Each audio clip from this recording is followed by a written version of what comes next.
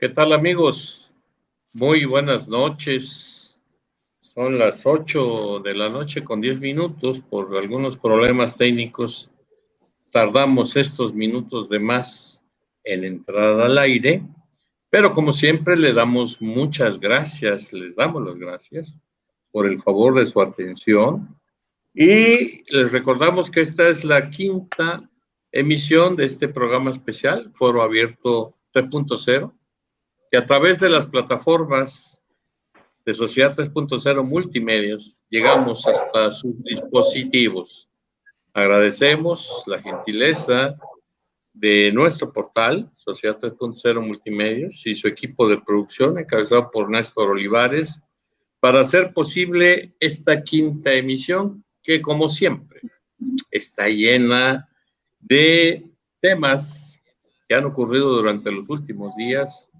Y empecemos, pues, agradeciendo, como siempre, la presencia de nuestros amigos y analistas Alfredo Vilma, Donato Flores, Jorge Flores y Martín Quitano. Muchas gracias, amigos y compañeros, por estar aquí en esta emisión de Foro Abierto 3.0. Empecemos con la reciente información que dio la Subsecretaría de Salud con respecto al COVID-19 en nuestro país.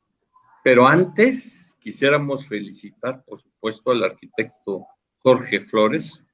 Hoy es su cumpleaños. Jorge, muchas felicidades. No vamos a decir cuántos cumples, pero enhorabuena, amigo, que te la hayas pasado y te la estés pasando muy bien en compañía de los tuyos, Jorge. Muchas gracias, Carlos. Muchas gracias a todos. Son 15 años al revés. Eso. Ya, está claro. Muy bien. Y por supuesto, felicitamos también al decano del análisis político y social en Veracruz, el maestro Alfredo Vielma Villanueva, porque hoy también se cumplen 5 años de la primera emisión de La Conjura, justamente que ya perdimos la cuenta en qué emisión vamos. Ahorita está en stand-by, pero Alfredo, junto con Juan Vergel, un saludo al ahora secretario del Ayuntamiento de Jalapa, y director por supuesto, de Gobernación. Director de Gobernación, quienes iniciamos este proyecto hace 5 años, Alfredo, en un día como hoy. Así es, nada menos y nada más. Ahí está el testimonio de los acontecimientos acaecidos en la entidad veracruzana y en México en los últimos 5 años. Queda para el registro histórico. Así es, estimado Alfredo. Bueno, pasemos a los datos del COVID-19 de este programa que se emite este 20 de abril del 2020. La Secretaría de Salud dice que hay 8,772 contagios, personas contagiadas de este COVID-19. Desafortunadamente han fallecido 712 personas.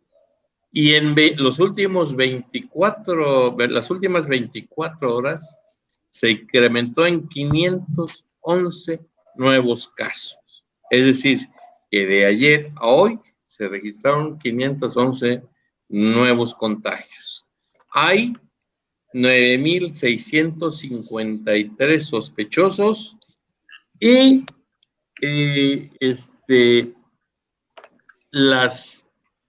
los contagios por estado son muy interesantes.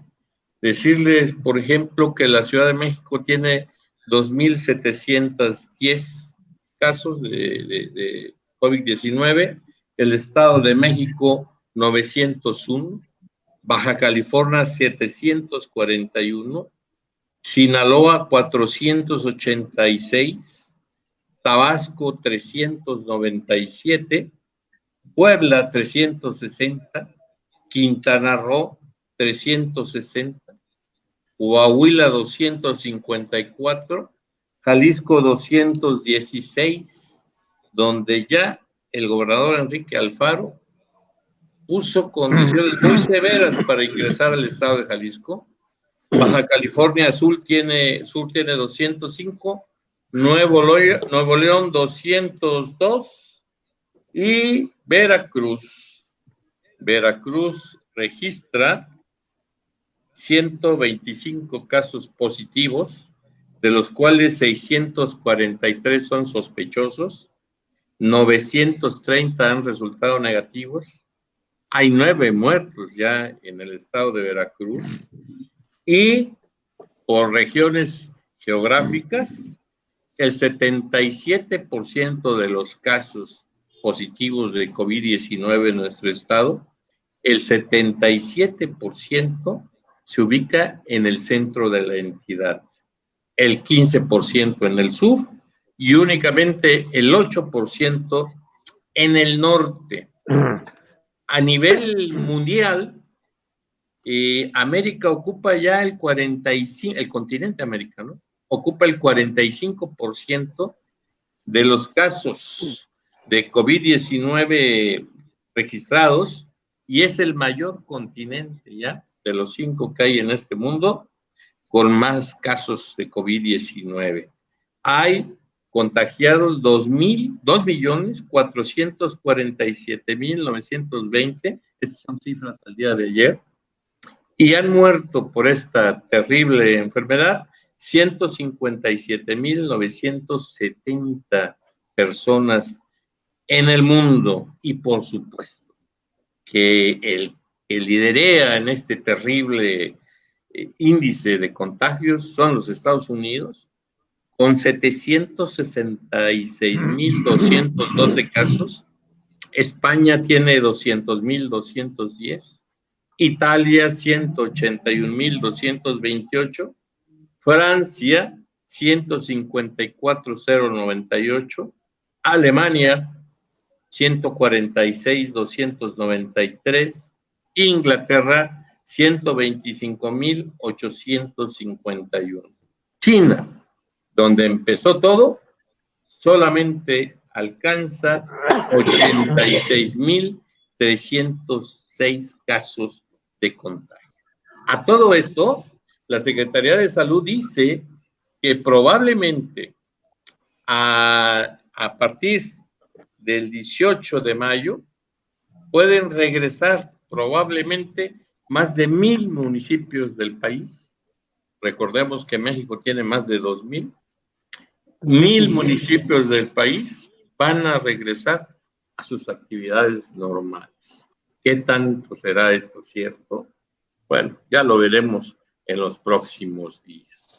Y en este contexto del COVID-19, el viernes me parece que un conductor de TV Azteca, fue jueves o viernes, no recuerdo con precisión, señaló, al igual que muchos gobernadores, que las cifras que daba la Secretaría de Salud no eran verídicas y que no había que hacerles caso. Se armó un tremendo borlote. El presidente finalmente dijo que el conductor es su amigo y que por lo tanto no había que castigarlo como amenazó a TV Azteca, la Secretaría de Gobernación.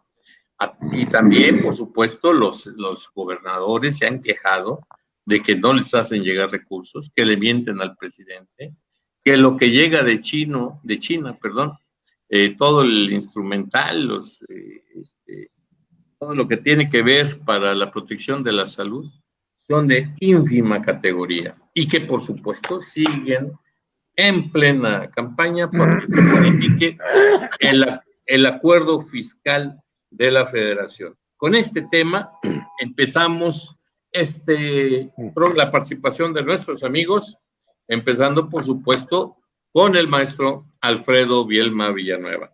¿Cómo ves este asunto de TV Azteca y la de los gobernadores, Alfredo? Bueno, lo de TV Azteca, pues es un clásico visto desde el enfoque del presidente de la República, un caso típico como aquello de lo que don Benito Juárez decía: a los amigos justicia y gracia y a los enemigos simplemente justicia. Pero aquí no se está refiriendo a la justicia, aquí simplemente el presidente de la República está difiriendo la aplicación de la ley. Lo que hizo la Secretaría de Gobernación el sábado pasado fue reconvenir a la empresa de televisión Azteca para que se desdiga del comentario que hizo su locutor el viernes pasado, porque es un auténtico desacato. Un desacato a los llamados de la Constitución General de la República, que en su artículo 73 establece que los dictados del Comité de Salud son obligatorios y tienen que ser aceptados, acatados por la población. Caso contrario, hay multas, hay sanciones, unas severas, otras no, pero de todos modos esto es un asunto que debe diferirse o que debe estar, por supuesto, en el tapete de la discusión política y de la discusión jurídica. No debe el Estado mexicano pasar por alto esto, por mucho que el presidente de la República diga que es su amigo, el locutor de la torre, pues que bueno, son cuestiones de amistad personales, pero de ninguna manera aceptables desde el punto de vista institucional. Es el gobierno, es el Estado el que tiene que hacer valer primero las leyes, el respeto a las leyes. Y mal hace el presidente de la República en públicamente decir que recomienda que no se sancione a Televisión Azteca. Esto es como decir o invitar a un desacato a la ley. Esto es grave. Para mí, en mi concepto, no debió haberlo dicho el presidente de la República, pero bueno, estamos en un tiempo de cambios, como él dice él, y no todos son buenos, por cierto. En cuanto a las cifras que diste, Carlos, que nos da el subsecretario Gatell, pues para mí son referenciales, porque poco se le cree, efectivamente. Muy poco se le cree. Cuando te refieres a los números de Veracruz, la primera interrogante que me surge es, bueno, ¿sabrán contar de veras? Porque me llama mucho la atención, además, la población de Veracruz respecto de Tabasco. Tabasco tiene casi el doble de infectados que Veracruz. ¿Qué es lo que ha hecho que no hemos visto los veracruzanos, el gobierno de Veracruz, para evitar el número de contagios que tienen otros estados? Esta es una pregunta muy lógica que nos podemos hacer y que nos induce a pensar que no nos están dando cifras reales, cifras que vayan de acuerdo con la realidad. Y en lo otro, bueno, pues hay más lógica porque el distrito de la Ciudad de México tiene el mayor número de infectados por su número de población, le sigue el Estado de México, le sigue Baja California con menor número de habitantes, pero se explica por su situación geográfica. Es la frontera con los Estados Unidos. Y otros estados como Jalisco, como Coahuila, como Michoacán, los gobernadores, bueno, pues ya han dictado instrucciones en el sentido de que van a aislar a sus respectivas entidades de posibles contagios que le lleguen del exterior. Esto al margen de lo que diga el subsecretario Gatell, que es lo que dice el gobierno federal, pero se están llenando los vacíos que el gobierno federal deja de hacer, y esto pues lo están haciendo los gobernadores de los estados. Muy bien, Alfredo. Antes de seguir con Donato, quiero expresar cuáles son los casos que, según la Secretaría de Salud de Veracruz, al día de ayer había en nuestro estado. Lo de este COVID-19, lidera Veracruz, el puerto, con 48 casos, Boca del Río, 20, es decir, que en estos dos municipios se ubica cerca del 50% de los casos o más del estado de Veracruz.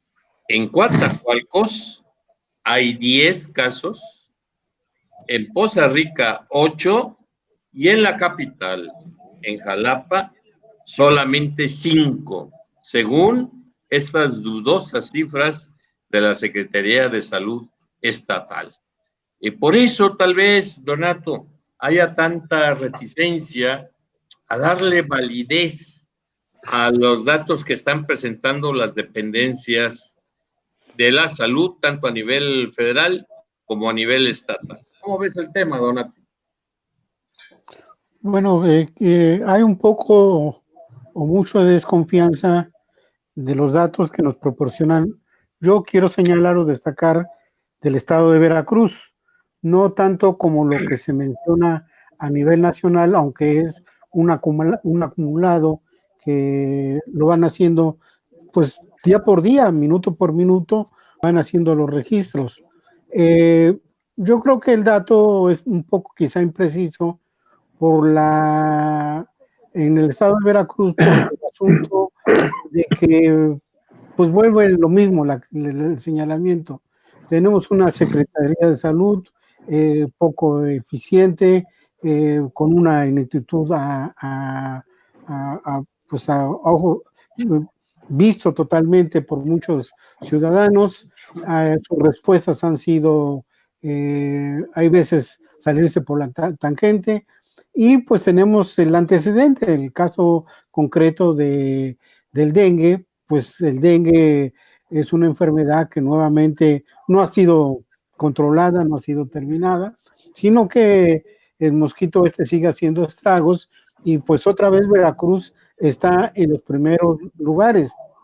La información no circula tanto precisamente por la cuestión del COVID-19 que tenemos, lo de esta pandemia, que pues prácticamente consume todo el interés de los medios de información, pero en cuestiones del dengue, pues estamos, y en otras enfermedades, pero la del dengue están los datos oficiales, en este caso a nivel federal, donde señala que Veracruz ocupa el primer lugar en el asunto del dengue. Lo mismo puede estar pasando con los casos, con los mismos casos de los contaminados o de la gente que tiene ya el problema del COVID-19. La neumonía atípica, Donato, que también somos líderes nacionales. De la información esa que ha circulado y que nos informan que pues es muy semejante, pero el asunto es que nosotros tenemos un territorio muy grande, tenemos ciudades medias, pues con una población concentrada, y hay veces la información no circula como debe ser, sobre todo las partes de la sierra, las partes, no sabemos, las partes de las regiones indígenas de la zona de Xicontepec, la de Tantoyuca, la de San Andrés Tuxtla, la de Zongolica, la de Papantla. Son regiones que la comunicación de por sí es demasiado complicada o es complicada. Ahora pues es mucho más porque ha habido problemas para invertir en infraestructura, y bueno, la comunicación ahí se separa prácticamente. Entonces no tenemos con certeza mucho de lo que hay la información. Ojalá, hay veces con nuestras opiniones, ojalá estemos equivocados, ojalá que también del mismo aislamiento que tienen esas comunidades, son poco visitadas actualmente por las mismas condiciones sanitarias que tenemos, pues a lo mejor eso genere que la circulación de pobladores o de visitantes se acorte, pero creo que sí se requiere una mayor precisión de la información.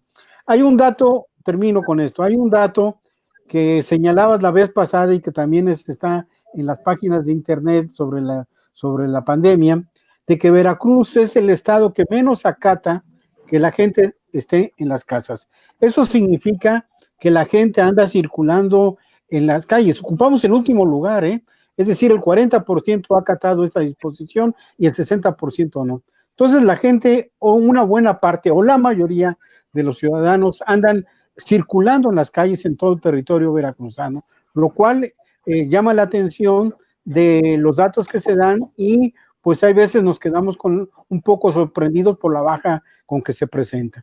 Pero en fin, creo que la información es vital para estos asuntos. Gracias, Donato. Abundando lo que señalas, hoy circulan algunos videos en las redes donde Chedraui Ánimas, Costco y Sam's estaban llenos de gente. Este Lo lunes. mismo pasa en el puerto de Veracruz, en los supermercados, en las tiendas.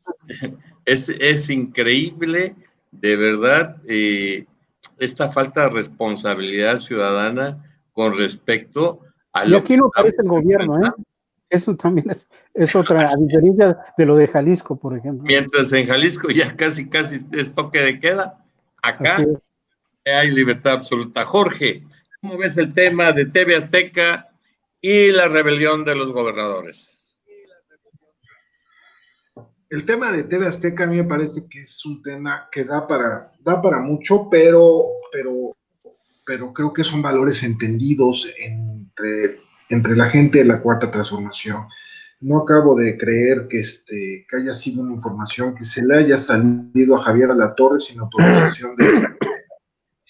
autorización del dueño de TV Azteca, de Ricardo Salinas Pliego, y que tampoco creo que haya sido algo que le haya afectado mucho a López Obrador. López Obrador salió el otro día directamente a exculpar a Javier Alatorre, diciéndole que era su amigo y que por favor no hubiera ningún tipo de represalias en las redes sociales o en otros lados en contra del conductor del noticiero. A mí ese tema no me preocupa, porque el llamado surge como que desde el mismo dentro de la 4T, es un gobernador de la California, que de antemano no hay que olvidar, Carlos y público que nos acompaña, que Bonilla es un pillo, ¿sí? Que Bonilla tampoco es una persona que merece completamente nuestra credibilidad. Él está jugando con su permanencia en el gobierno ilegalmente, la quiere por 5 años, cuando los bajacalifornianos votaron por 2 años. Pero bueno, ese es otro tema. Creo que esa es una agenda interna de Morena. A mí lo que me está haciendo mucho ruido con esto del COVID, más que nada, fíjate, es lo de la Organización Mundial de la Salud, Trump, el gobierno francés y muchos otros países como Gran Bretaña, se está sumando Italia y se están sumando otros, donde dicen, algo está pasando, algo no estamos de acuerdo, y la Organización Mundial de la Salud trae una agenda con China. Trae una agenda que no le está gustando porque los números de China no son correctos, están ocultando muchísima información, están diciendo que tuvieron 3,000 muertos, cuando eso ante cualquier matemática mínima no es creíble. Están diciendo que pudieron atender la crisis de la epidemia de una manera que, pues, como el presidente francés, Macron, dice, es que no les podemos creer una sola palabra. Como dice Donald Trump, yo creo que no hay nada que hacer y se les retiran los fondos. Creo que atrás de todo esto y atrás de esta pandemia tan impresionante, está el hecho de que la economía está parada y los países están buscando la manera de levantar la economía, ¿sí?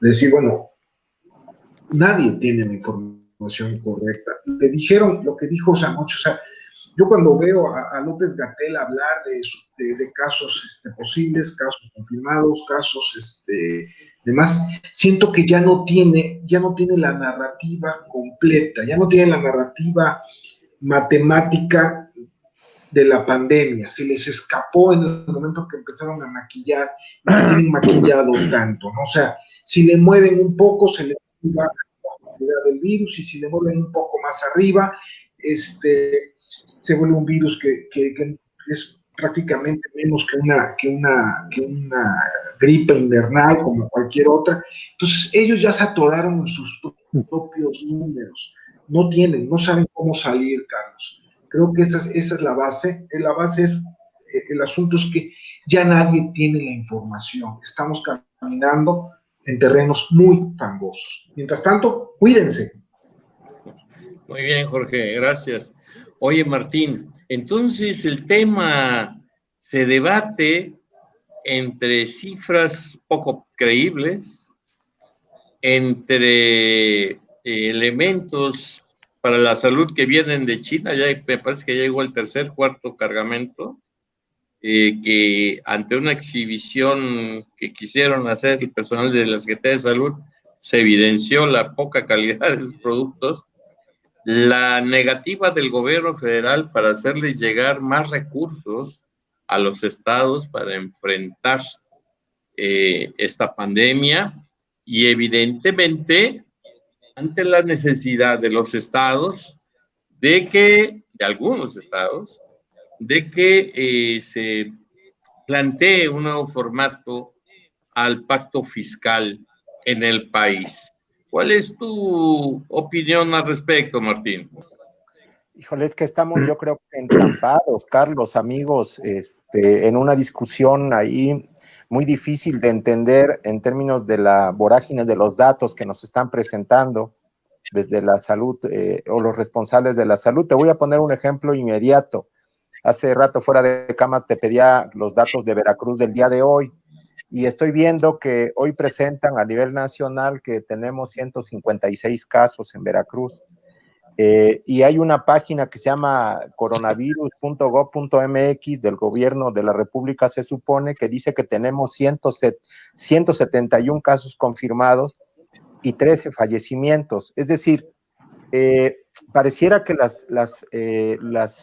los datos siguen sin empatar, y sobre esto hacen caja de resonancia dos personajes de la Cuarta Transformación, es decir, ligados perfectamente a la Cuarta Transformación, como es el gobernador Bonilla, que confronta más allá de Alfaro o de la gente de Tamaulipas o Nuevo León o Michoacán, que son de partidos distintos al gobierno federal, pero Bonilla ya lo había hecho un poco también Barbosa, pero con menos condiciones, al menos en este dato sobre los contagiados y los fallecidos.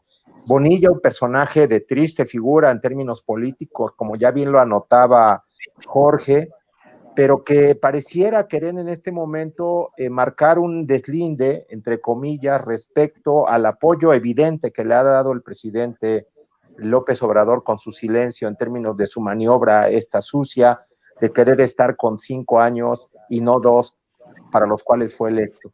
Y en el caso puntual de Ricardo Salinas, TV Azteca, pareciera que fue también una forma de responder al documento que presenta Proceso, la revista, respecto a las relaciones económicas que se dan entre la gente de Ricardo Salinas o Ricardo Salinas con el gobierno de la Cuarta Transformación, y obviamente pareciera que simulan una en el marco de lo que también ha sido señalado Ricardo Salinas, de los 32 mil millones de pesos que no ha pagado al SAT. En este sentido, pareciera una serie de nubes ahí distorsionadas que terminan con dos cosas. Una, la salida que le da el presidente López Obrador el sábado a su amigo, a La Torre, que le dice que no le puede conculcar el derecho de la libertad de expresión, muy amigablemente, contrario a como hemos conocido el estilo del presidente López Obrador, de ser más frontal en el choque con sus adversarios, que en este caso a La Torre, al no estar dando el respaldo a una política nacional, pues prácticamente se vuelve un personaje que denosta la política gubernamental del presidente López Obrador. Y por otro lado, la circunstancia del día de hoy en la mañanera de decir simplemente que no creía correcto que el área responsable de gobernación pudiera atacar la posición de TV Azteca ni de A La Torre. O sea, una nube rápida que fue creada para distraer los escenarios del conflicto que traemos con el COVID-19, y también de justificar en su momento la apertura que mantiene Ricardo Salinas de sus tiendas. Allí siguen abiertas, siguen sin ningún problema trabajando, pese a que está la ordenanza de que se hayan cerrado, y no pasa nada. Ahora, si lo intentaran, podría llamarse a que habría un aliento de represión por la situación de haber mantenido ya una opinión respecto a López-Gatell. En realidad creo que es una nube por ahí borrascosa, que no tuvo mayor trascendencia para ninguna de las partes, pero que fue en su momento también un distractor muy importante para otras cosas muchísimo más valiosas, que podrían ser la referencia a las deudas de TV Azteca o de Ricardo Salinas al fisco de manera impresionante. Creo que en eso se enmarcaría este debate de Bonilla por un lado y de Ricardo Salinas por el otro. Muy bien, Martín, gracias por tu comentario. Y hoy, estimado público, queremos decirle que sucedió algo histórico. Esta mañana nos despertamos con la noticia y fue muy comentada a lo largo de toda la mañana y parte de la tarde y todo el día más bien, con respecto a lo que ocurre con los precios del petróleo en el mundo y que por primera vez en la historia el precio referente del petróleo norteamericano, y digo referente porque ahí se valora también el precio del crudo mexicano, amaneció y se desenvolvió durante el día con precios negativos. Jamás en la historia de esta industria había ocurrido algo semejante. Muchos especialistas señalan que esto ocurre porque ya no hay capacidad de almacenamiento en los Estados Unidos. Se decía que hoy a las 4 o 6 de la tarde iba a haber una declaración por parte de Pemex, la empresa petrolera mexicana, con respecto al valor del precio del petróleo mexicano. Es sin duda un hecho que conmocionó también las bolsas, sobre todo la mexicana, porque empezó con índices negativos, pero ciertamente a esto se le agrega pues las declaratorias o las calificaciones que hacen así que las calificadoras financieras internacionales con respecto a Pemex, a los bonos de Pemex, que las castigan severamente y que señalan además que la inversión no será viable en Pemex, que deberían de cancelar el proyecto de la refinería de Dos Bocas en Tabasco y dedicarle recursos a esta paraestatal mexicana y que por lo tanto no va a alcanzar grado de inversión hasta que su misma operación entre o empiece con números negros. Alfredo, ¿cuál es tu opinión sobre este grave problema en los precios del petróleo? Pues para empezar, para que lleguen a números negros en Pemex, pues ya es muy ilusorio, ¿no, mi querido Carlos? Está difícil, ¿no? Muy difícil como está el panorama, de por sí ya muy oscuro para Pemex. Pero es histórico el hecho de que en México la productividad de Pemex es tradicional.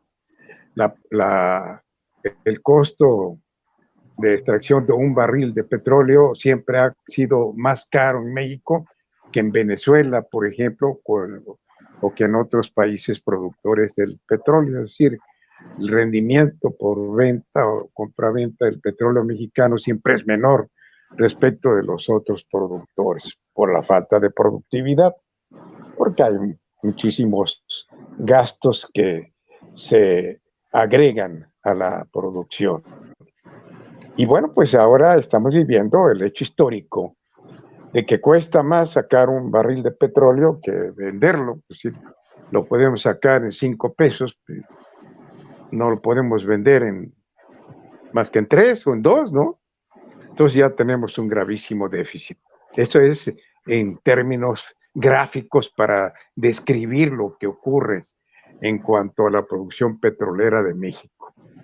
Qué difícil es para el gobierno de López Obrador y la secretaria de Energía haber presumido el arreglo aquel con los productores, con la OPEP, cuando dijeron, pues no, nosotros nos resistimos a la idea de rebajar en 400,000 barriles diarios la producción y nada más quedamos en 100,000. Bueno, pues hubiera sido una extraordinaria oportunidad para dejar de producir esos 300,000 barriles más que nos está costando muy caro sacarlos.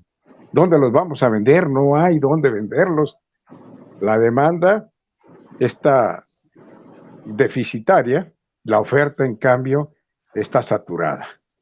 Y por si fuera poco, bueno, la capacidad de almacenamiento de los países consumidores del petróleo pues ya está rebasada. Incluso la flotante, ¿no? Los barcos con petróleo que están a la deriva, bueno, no a la deriva, pues están fondeados, esperando a ser descargados, porque además ya pocas naciones quieren en este momento refinar, contrario censo a lo que hace el gobierno de México. Por supuesto que se ha empecinado en construir esa onerosa refinería de Dos Bocas, que la verdad desde siempre se le ha dicho al presidente de la República que es un pésimo negocio proseguir con su construcción. Pero este es grave para México porque haber perdido por parte de las calificadoras ese rango que tenían, que ya estaba al borde, por supuesto, bueno, nos pone a la empresa petrolera en un grave predicamento. 105,000 millones de dólares de deuda, son muchos miles de millones de dólares, que ahora se van a incrementar precisamente por la pérdida de categorización que le han dado las calificadoras. Y esto se agrega a la crisis económica mundial. Grave para el gobierno de México, grave para el pueblo de México, y por supuesto vamos a ver cómo salimos de esto. Gracias, Alfredo. Oye, Donato, pues tal pareciera que la apuesta del gobierno federal con respecto a la refinería de Dos Bocas y a la reconfiguración de 6 refinerías en una situación de crisis en la industria como la que vive el mundo entero,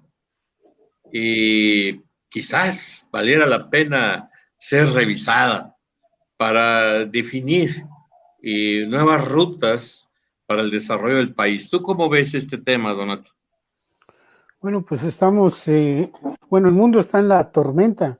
México está en un huracán que no sabemos qué fin o qué fondo va a tener o cuándo va a parar.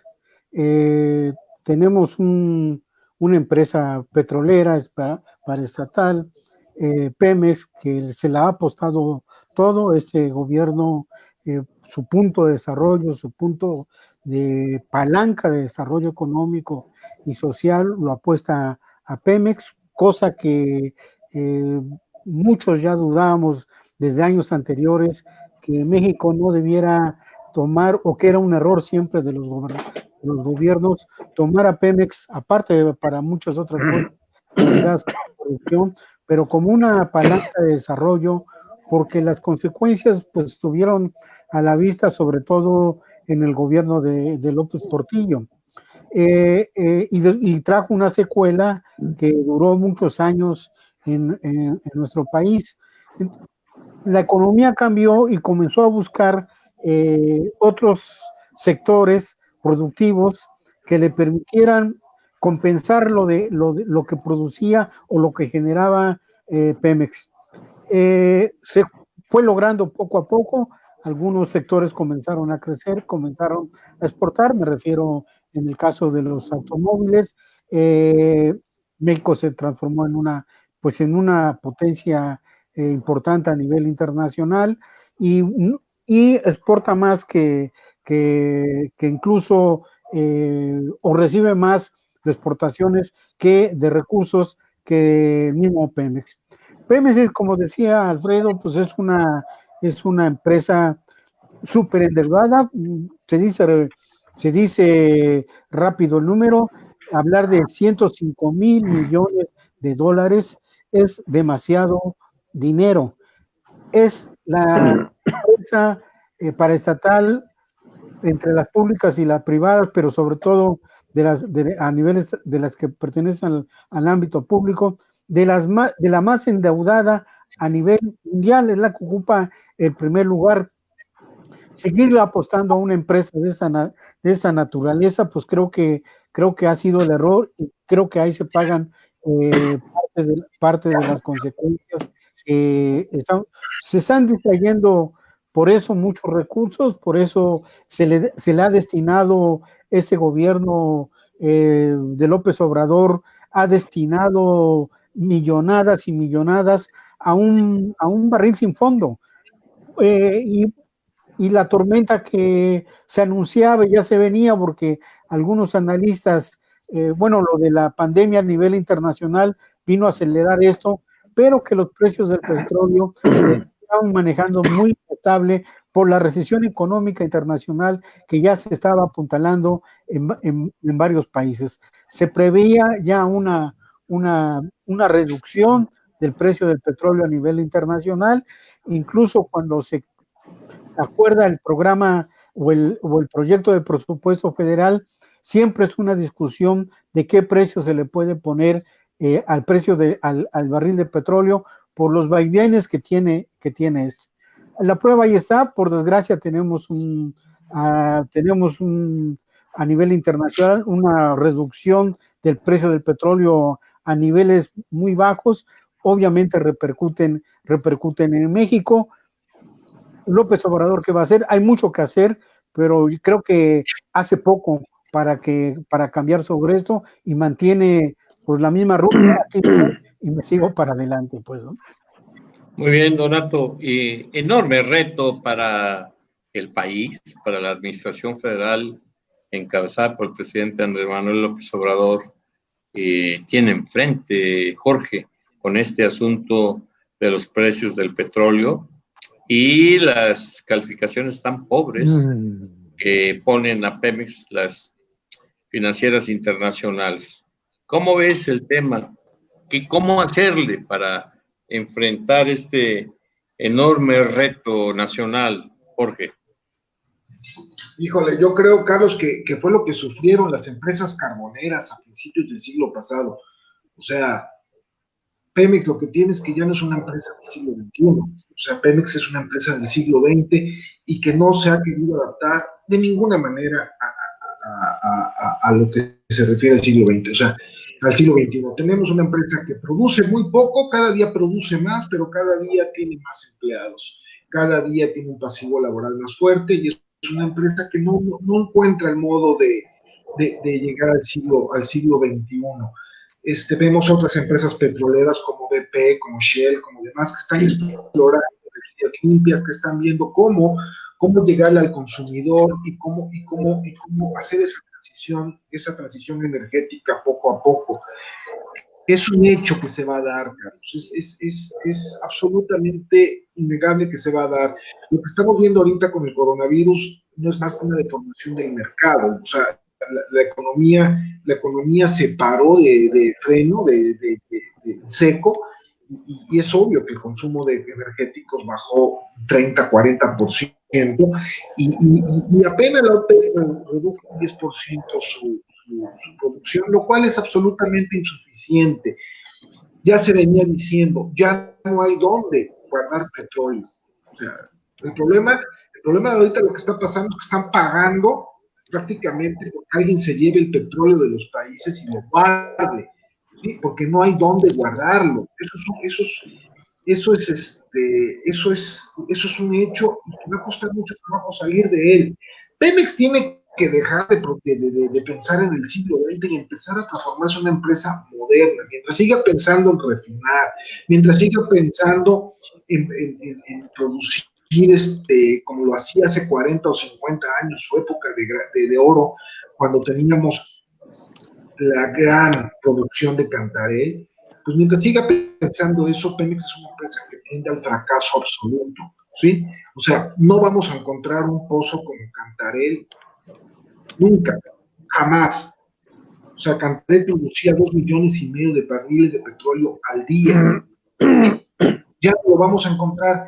Ya lo que se requiere de Pemex es ir dejando que intervenga el capital privado, que invierta en riesgo, pero ahorita vamos a tener que esperar un año y medio en que se recomponga el mercado energético en el mundo. No va a ser fácil, Carlos, va a ser realmente un proceso muy complejo. Yo espero que el gobierno mexicano, las autoridades, el mismo Pemex, se sienten y diseñen una estructura, ¿sí? Donde más que salvar Pemex, salvemos el país. O sea, Pemex es una empresa petrolera y produce un hidrocarburo, no hace otra cosa. Realmente lo más importante es salvar al país, que no nos lleve Pemex entre las patas a todos. Muy bien, Jorge. Oye, Martín, y este tema para redondear el tema de los precios del petróleo y la situación de Pemex, ¿y crees tú posible que en el corto plazo los precios del petróleo alcancen un equilibrio entre lo que se produce y lo que se consume, es decir, que los precios vayan al alza y que Pemex finalmente en este sexenio, ya no digamos este año o el que sigue, alcance sus grados de inversión importantes? Híjole, todo parece indicar que no va a ser así. Los datos que están presentando los analistas en este renglón es que no se prevé que esto pueda lograrse en el corto plazo. Es decir, estabilizar los precios en un momento en el cual, por ejemplo, México se pueda ver favorecidos con ellos, no se ve en el corto plazo.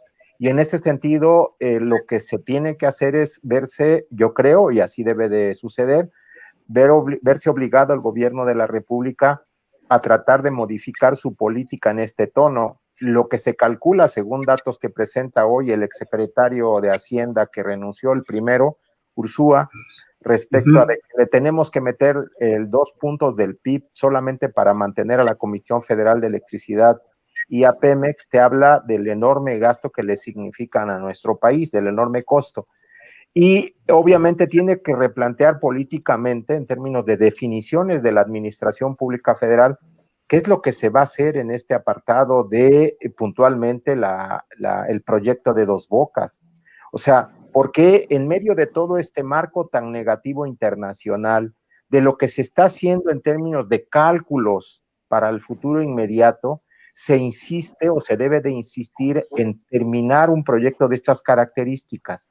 Efectivamente, lo que dijo la secretaria de Energía de tener ya controlada la situación a partir de la aportación de los 1,000 barriles a la OPEP Plus para controlar el mercado, se hizo pedazos en una semana. Esto no funcionó y no se prevé que se pueda modificar, insisto.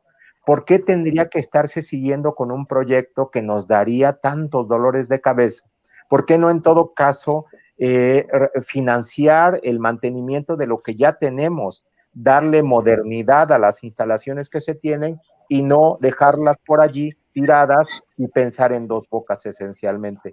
La economía está en una crisis global, nosotros nos veremos afectados, somos de las 3 economías más fuertes de Latinoamérica, de las más afectadas, con más del 6% de disminución de crecimiento, y esto habla de que no podemos estar imaginando que los precios del petróleo nuevamente, como lo plantearon ya mis compañeros anteriormente, que había sido vista como la gran palanca del desarrollo nacional, lo pueda continuar siendo. Sin lugar a dudas, lo que nos ha enseñado de alguna manera la pandemia es que el concepto globalizador en términos de la economía, del proyecto de movilidad humana y de mercancías está ya en crisis y que tenemos que buscar remedios distintos a los que hasta este momento habíamos estado teniendo en el marco mismo de la globalización. Si ya en el marco mismo de la globalización Pemex estaba con problemas, con crisis, ahora lo estará más, efectivamente, dadas las condiciones económicas en las cuales el país va a estar.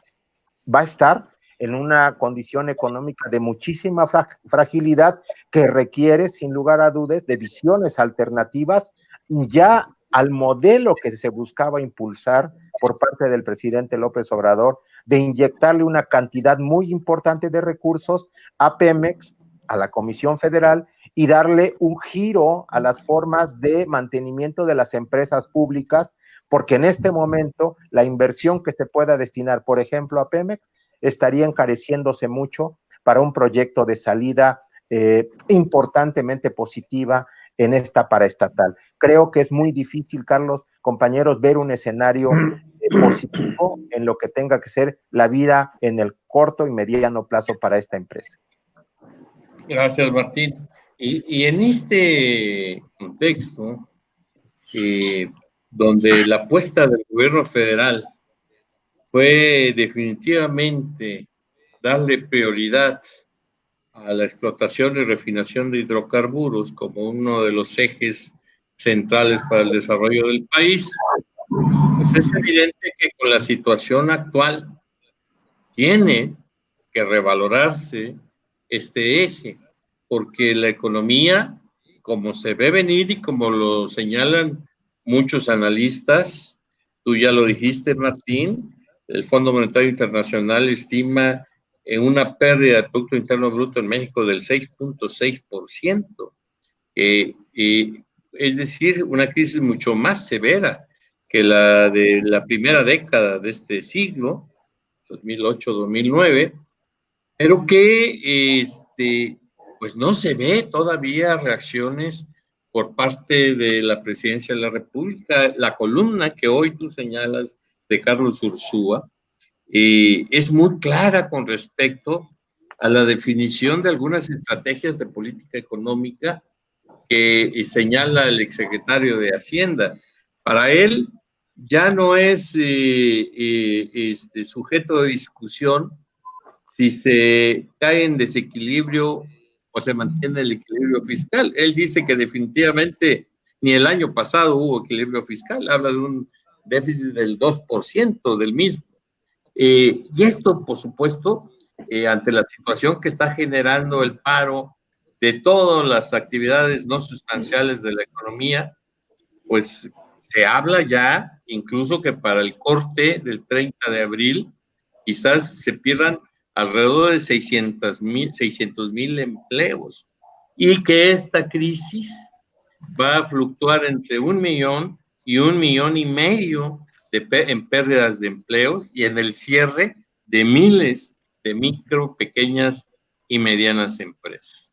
El reto, pues, para el gobierno federal tiene que ser redefinir su estrategia de desarrollo, para no decir crecimiento, porque al presidente no le cuadra ese concepto, y por dónde entrarle, precisamente. Carlos Ursúa da algunas líneas, hay otro analista que también señala otras estrategias, pero lo importante, Alfredo Bielma, ¿cómo ves tú este tema que cada vez sentimos la lumbre más cerca? Pues la lumbre, ya estamos en pleno fuego, ¿no? Ya no, es difícil ya de la hoguera. Decir ¿cómo? Estamos dentro de la hoguera. Sí, ya estamos dentro, ya, y en leña seca, ¿no? Sobre leña verde, más bien. Es difícil ese comentario que hace nada menos que el exsecretario de Hacienda, Carlos Ursúa, que en su artículo de hoy del Universal es muy revelador, como muchos de los que ha escrito después de que deja la Secretaría de Hacienda. Hay que escucharlo, hay que entenderlo y hay que creerle, aunque claro, esta es su visión ya post-funcionario. Cuando fue funcionario no lo dijo. Hay cuestiones éticas que limitan, por supuesto, decirle a las cosas cuando se está en el empleo. Pero ahora Carlos Ursúa se ha convertido en una fuente de información extraordinaria de cómo están las cosas y se hacen al interior del gobierno. Es decir, no se implementan políticas públicas en base a metodología científica, sino a la orden de alguien como el presidente de la República, que ha demostrado que no conoce del todo el movimiento de la economía política. Tiene, por supuesto, su visión muy especial. Y bueno sería que escuchara a quienes saben, en este caso a su secretario de Hacienda, si es que el secretario de Hacienda se atreve a plantearle lo que realmente está sucediendo. Creo que es difícil porque ya se hubiera ido, ¿no? Se ve que no le hacen caso. Si le hicieran caso, otro sería el modelo de desarrollo económico y de planteamientos de política económica que implementa el gobierno de México. Es muy difícil predecir qué es lo que va a ocurrir cuando estamos a expensas de la voluntad de un solo hombre. Por eso la iniciativa privada ya se deslindó, más bien, y está tratando de hacer lo suyo, primero como un elemento de autodefensa, por supuesto, evitar el mayor número de quiebras en las empresas grandes y pequeñas, y desde luego hacer los planteamientos que en un momento dado van a manejar para decirle: en esto nosotros lo propusimos, nos cerraron las puertas y no se nos escuchó. Y no se le está escuchando a quienes conocen de esto. Y no se está implementando políticas públicas que puedan sacarnos de la barranca. Estamos en el hoyo, en el abismo de una problemática de carácter político, económico, bastante severa. Y todavía lo que viene porque los campos políticos a nivel nacional se están escindiendo por efectos del sistema federal. Bueno, pues los gobernadores, ante el vacío que ven por parte de la implementación de medidas del gobierno federal, están adoptando las suyas propias para poder cumplir responsablemente con sus respectivos gobernados. Lo ha estado haciendo el gobernador de Jalisco, ya lo está implementando el gobernador de Michoacán, así lo vienen haciendo de manera concertada los gobernadores de Tamaulipas, de Nuevo León y de Coahuila. ¿Por qué? Porque son movimientos de autodefensa. Los vacíos se llenan, y los vacíos que está dejando en ese sentido el gobierno federal, de alguna manera, los están llenando, no los opositores necesariamente, o porque sean opositores, sino que son políticos que están asumiendo su responsabilidad como la entienden, ¿no? Muy bien, Alfredo. Oye, Donato, el reto es de dónde salen los recursos para enfrentar las consecuencias económicas de esta pandemia y de una economía que nada más no cargaba, y que así se demostró en 2019 ante el decrecimiento de la inversión privada y pública también. Y el asunto está de dónde saldrán los recursos. Vimos recientemente los fideicomisos, los recursos de los fideicomisos con estructuras no formales fueron reasignados directamente por la Secretaría de Hacienda para su uso de la presidencia, me imagino, de las políticas públicas para apoyar a las personas y a las micro y pequeñas empresas con esos préstamos que van a empezar en breve. ¿De dónde? Carlos Ursúa dice, bueno, pues es que no nos queda de otra más que el déficit fiscal. El presidente dice que va a hacer que van a formar 2 millones de empleos con sus políticas de apoyo a los que menos tienen. ¿Cómo ves el tema de los fideicomisos finalmente y de las perspectivas de la economía en el corto y en el mediano plazo, Donato? Bueno, mira, es un tema interesante porque está dentro del debate nacional ante los problemas actuales que estamos viviendo, y precisamente este subsecretario ahora del Banco de México, Esquivel, hizo circular un análisis que hacía económico o de la situación económica que está viviendo el país y las perspectivas de salida o lo que él propone.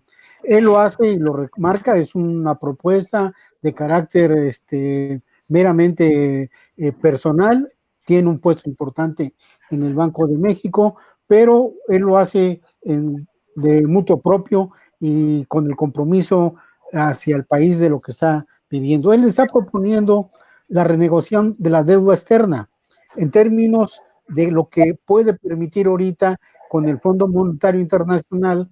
Es de los puntos que él propone varios, pero ahorita destaco por lo que señalas de dónde se pueden obtener recursos. Uno es mediante la cuestión de elevar impuestos, otro es con la cuestión de solicitar una deuda a nivel internacional con los bancos internacionales, o renegociar una deuda que ahorita el Fondo Monetario Internacional, el Banco Mundial, están en una actitud de buscar salidas a la crisis que han anunciado. Es decir, para dar un ejemplo del tamaño de la crisis a nivel internacional, en Estados Unidos se perdieron 22 millones de empleos. Y eso se sabe allá porque inmediatamente todos estos 22 millones de personas pues solicitan su seguro del desempleo.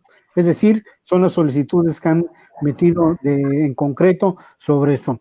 Y sobre la cuestión de los fideicomisos, que hizo un decreto López Obrador y que abarca a cerca de 338 fideicomisos y que representaban o representan 740 millones de pesos, pues es un problema que ya se está generando. Se aprobó en el mes de abril y a partir de que se publicó el decreto el 15 de abril, comenzó a ponerse en práctica y esto ha generado pues ya problemas en términos de cómo se pueda arreglar muchos fideicomisos que estaban.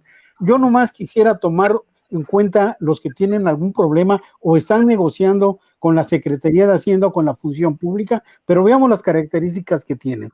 Todos son fideicomisos. El Centro de Investigación y Docencia Económica, el famoso CIDE, el Instituto Potosino de Investigación Científica, el Colegio de la Frontera Norte, que es otro colegio de mucha importancia como el CIDE, el Instituto Mora, que también tiene un prestigio nacional e internacional, y el Centro de Investigación Científica y Educación Superior de Enseñanza.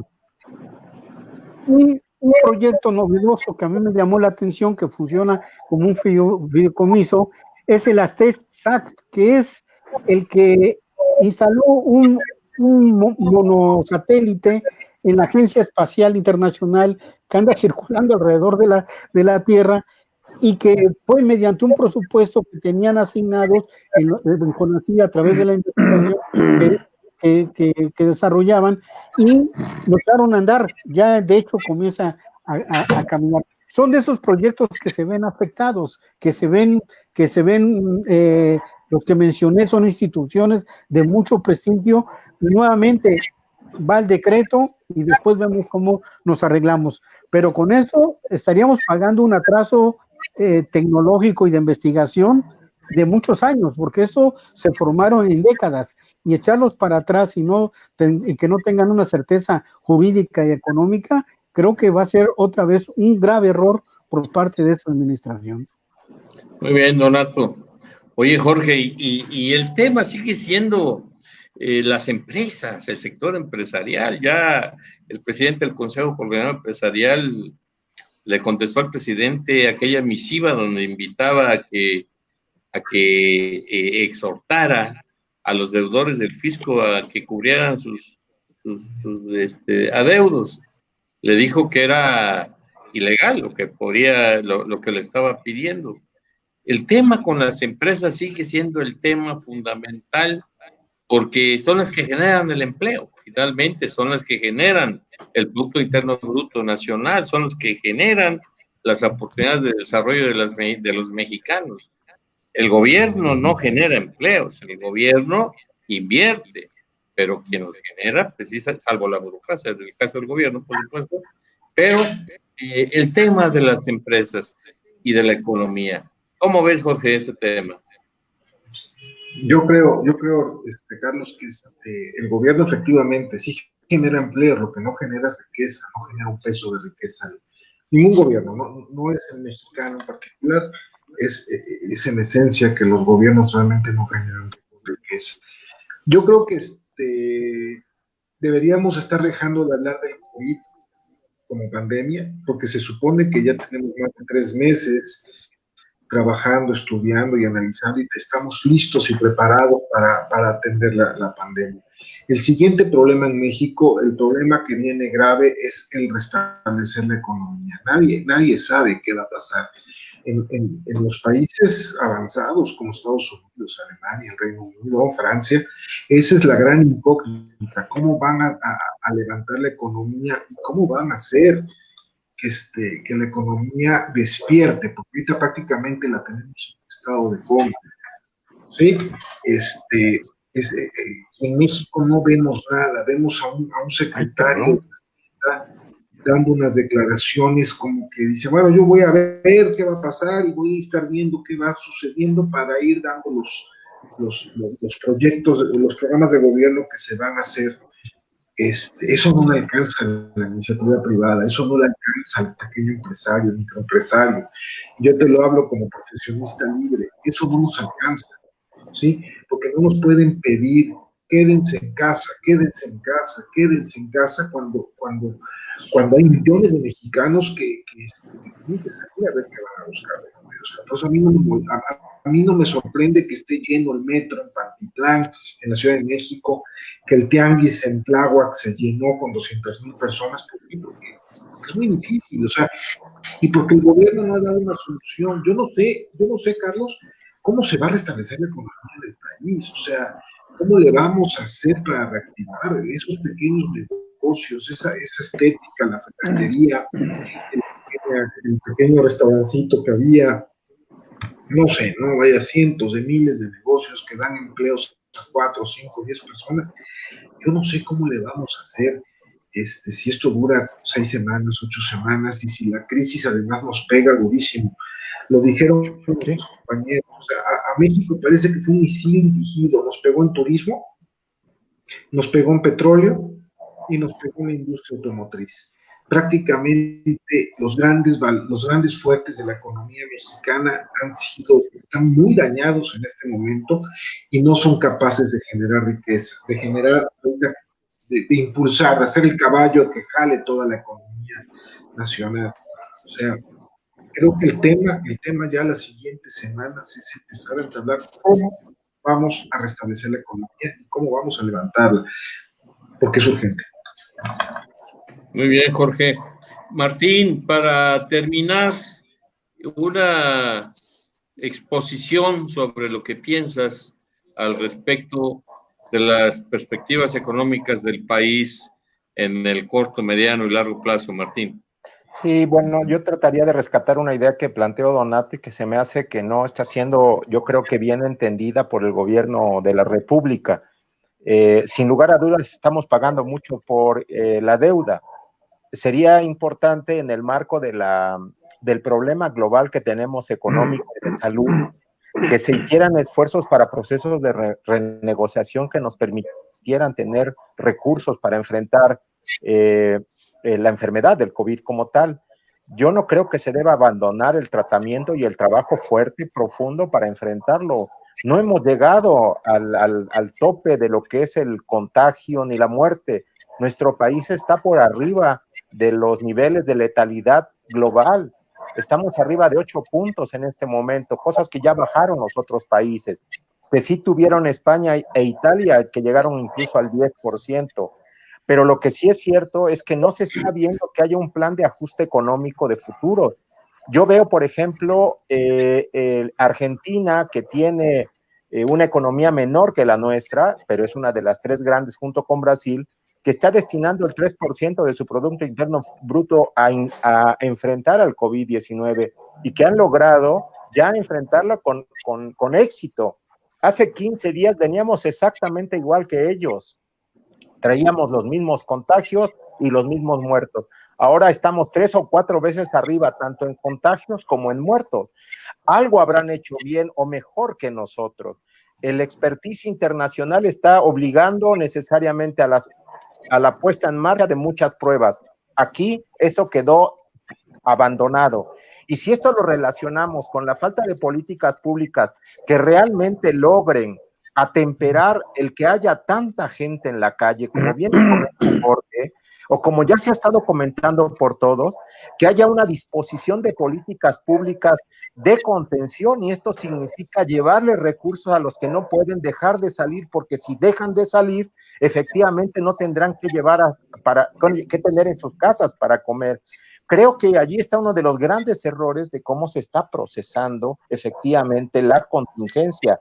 Y si estuviéramos teniendo estas precauciones en salud y garantizando medidas como la renegociación de la deuda, cómo distraer de proyectos que sin lugar a dudas en este momento no tienen por qué seguir teniendo continuidad, como es el caso de Dos Bocas, no sé qué tanto el Tren Maya, no sé qué tanto el transísmico y no sé qué tanto el mismo aeropuerto de Santa Lucía en este momento merezca la pena darles la continuidad y no distraer los recursos para enfrentar la contingencia de salud y para tratar de paliar el problema económico.